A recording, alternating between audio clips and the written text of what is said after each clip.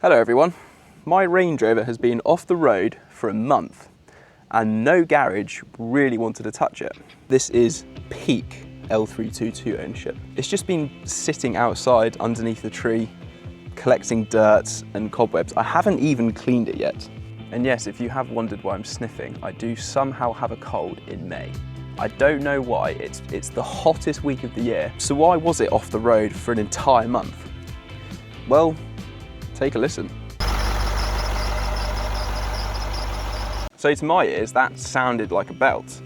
But back in October, I spent about £2,500, and part of that job was replacing various belts and pulleys and things like that. So that kind of ruled that out in my mind. But I phoned a specialist, explained that to them, and they said that it could be an alternator bearing, but they wouldn't know for sure until they basically stripped the engine. And if it was going to be an alternator, then the specialist quoted me about £1,200, taking my total spend for this Range Rover to about £1 million. So because I thought it was the alternator, when I phoned some local garages to see if they could do the job, the majority of them said no. They just didn't want to touch it. The chirping noise actually started when my dad borrowed the car and I heard him arrive home. And I could hear the chirping noise. It was that bad. He had no idea from inside the car, but I could hear it. And when I then phoned that specialist and found out it could be alternator related, I just didn't want to drive the car because you hear bad stories with alternators because it's to do with electrical currents and things like that. I just didn't want to drive and then get stranded somewhere, and I didn't want to do any further damage. Now, since getting this car back, and I'll explain what happened later on, I've been using this dash cam from Viofo. It's their brand new A119M Pro, and it's the upgraded version of their A119 Mini 2. It features Sony's newest Starvis 2 image sensors, which give a clear picture, especially in low light conditions. It records in 4K at 30 frames per second, which means it has excellent quality both in the daytime and also the nighttime. It also even records when you're parked because it has motion detection and lapse recording. It also supports HDR tech, so it can accurately catch details like registration plates in low light. Fortunately, Viofo supply this camera with a hardwiring kit. For demonstration purposes, I've just got it plugged into my cigarette lighter, but I would highly recommend using that hardwiring kit so you don't have all the wires around, and I'm definitely going to get this camera hardwired into my car after this video. The camera also comes with Wi-Fi 6 technology, which means you can download a 1-minute clip in 4K in about 10 seconds. You can also use voice control with the camera to stop you taking your hands off the wheel, and it also has a built-in GPS with multiple satellite systems to improve location accuracy. It's really simple and easy to use, and it can connect to your phone or your laptop with a simple USB-C cable. It also very easily sticks to the windshield. I've got mine just behind my rear view mirror and I hardly notice it. And with so much traffic and so many bad drivers these days, it's becoming more and more prudent to have a dash cam in case you are actually involved in a collision that really wasn't your fault. I've been using this dash cam for the past few days, and it's definitely given me peace of mind when driving around. This fantastic dash cam also comes at a really reasonable price, and even better still if you use discount code HugoJack for 5% off. And what I'll do is I'll leave a link to the camera on Amazon in the description below. So once again, big thank you to Viofo, and now back to my broken Range Rover.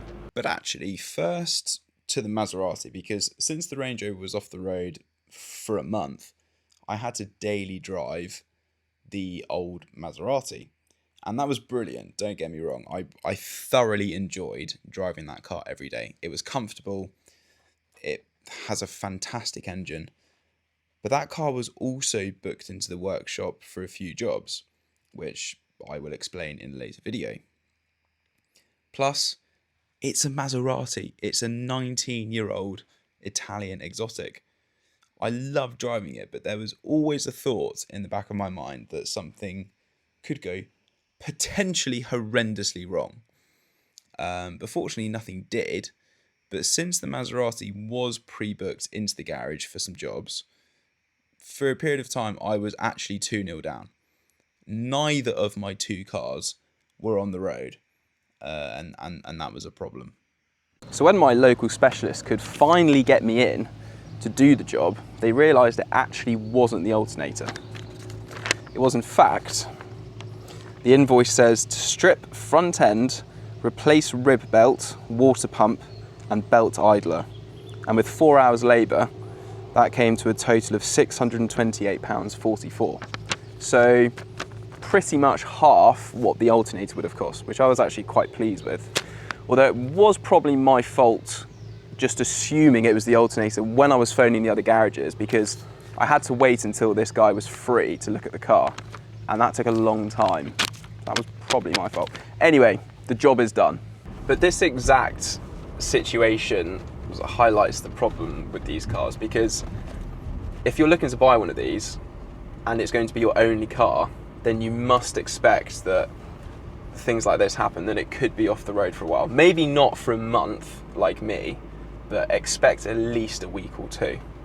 Also remember that repairs to this car will inevitably be more expensive than the norm, because it's not just because of the parts. The parts are actually not too bad. It's generally the labour to get to the problem. Because they're complex cars, there are so many things that can break, so just bear that in mind. Although in fact, this was actually my only car for about 3 years. This was my daily driver, but I was fortunate enough to be able to use another car if this car did break, which meant it wasn't as much of a risk for me buying this car, because it didn't matter if it spent a week in a workshop, for example. But if it is going to be your only car, you must take that into consideration. However, when these cars are working, they are superb, and I have really missed this car. I'm so pleased to have it back. Just to be, as much as I enjoyed driving the Maserati for a month, don't get me wrong, I love that car as well, but to be back high up in this car and with a familiar interior, with a great view, there really is no driving experience like it. It's a very unique experience, and I'm thrilled to have it back. I've been thinking to myself, now that I've got this back, what car do I actually prefer driving?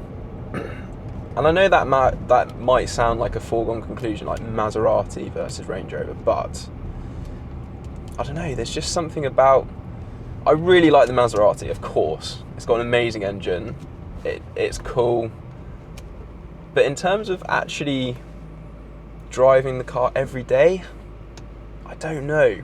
I might prefer this. I'm not sure. That's a really tough one. I'm not going to make my mind up yet. Maybe when I've owned the Maserati for a bit longer, I might be able to. And also because the Maserati's had some jobs done, maybe I'll change my mind in a few months. Well, thank you so much for watching this Range Rover update video. As much as this car can be annoying, I'm so pleased to have it back, because I have missed it a lot. I should be uploading a Maserati update video as well, because I've had a few jobs done to that car and it looks a lot better now. So that should be coming soon. And yes, thank you very much for watching.